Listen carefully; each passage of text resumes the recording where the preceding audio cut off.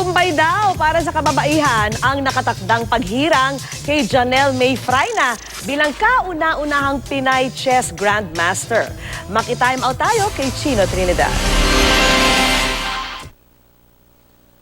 Matapos ang 7 taong masusing pag-aaral sa sport na inaakalang gawa lamang para sa mga kalalakihan, ay narating din ni Janelle ang kanyang paunang target, ang Grandmaster norm.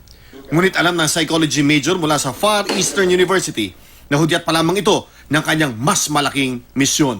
Di ko lang to a personal achievement.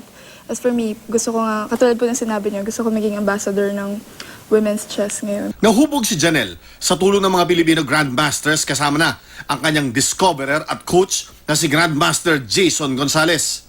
Sa murang edad noon ng 13 ay nakita na ni Grandmaster Gonzalez kay Janelle ang mahalagang elemento na pundasyon ng isang world-class chess player.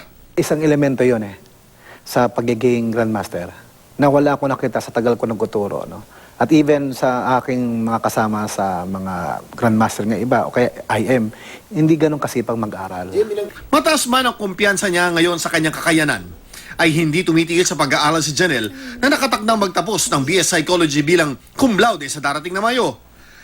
Kahit marami na siyang tinatalo mga lalaki, ay tanggap ni Janelle na marami pang kulang sa kanyang chess game. Masyado kaming emotional din no, pag naglalaro. No? Para bang, instead of being objective sa position. Ganun pa man, ay makakaasa tayo na mataas nga ang mararating ni Janelle na ang bagong hamon sa sarili ay ang makapasok siya sa top 10 sa World Chess Ratings. I always tell people na nobody's born a genius. And sa tingin ko sa akin, sobrang applicable yun. Kasi lahat ng ginagawa ko, even sa chess, talagang alam kong pinaghirapan ko.